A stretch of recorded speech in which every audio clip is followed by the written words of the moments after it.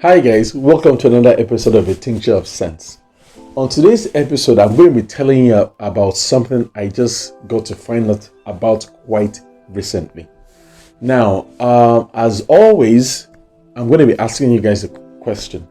Now, have you ever been to a tropical rainforest, like a deep, dense rainforest? No? Well, some of you might have said yes. I haven't. I just have to say, I've only been to something you just call a bush. I haven't gone into a deep tropical rainforest, and I'm actually glad that I haven't been to one, because I might have been faced with an impossible situation. Now, what situation, you might ask? Well, if I had gone into a tropical rainforest, come across an Mbaise woman and a poison snake, like, I'm supposed to kill the Mbaise woman? Like, seriously? Kill the woman and leave the snake? Okay. Mbaise is an area in Imo State in the southeastern region of Nigeria. Mbaise people have the unfortunate stigma of being labeled as wicked. So wicked that if one encounters an Mbaise person and a deadly snake, the snake should live. One can only wonder what transpired between Mbaise indigenes and other people to create this impression of them.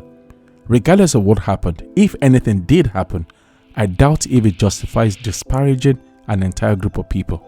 A group estimated to number about 650,000.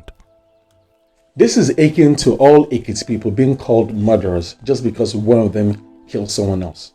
Let's set aside the fact that almost everyone from Ekiti is either a doctor or a professor. You all know nothing is absolute, right? If you don't, you should. All Idoma men aren't police officers, all Igbo men aren't into business, and all Yoruba men aren't demons. Now, it is said that the saying, if you see an Mbaise woman and a snake in the forest, you should kill the Mbaise woman, originated from a song by Mr. Godwin Okpara, also known as Kabaka. Mr. Okpara was the leader of a music band called Oriental Brothers International Band. The band was formed after the Nigerian Civil War in the early 1970s. The band had a string of high-life hits before they started splintering, with Kabaka leaving the band in 1977 and others leaving a few years after.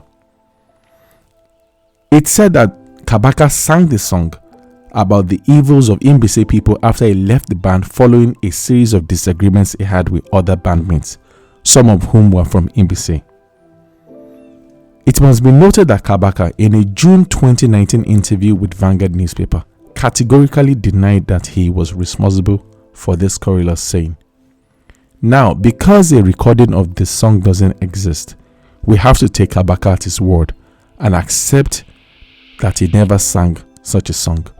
That said, let's assume for a minute that a man, let's call him Mr. A, has a disagreement with Mr. B and sings a song to slander people from Mr. B's town.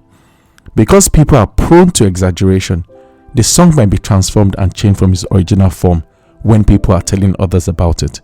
By the time the stories about the song are narrated a couple of times, the original message in the song, if any, would have been lost.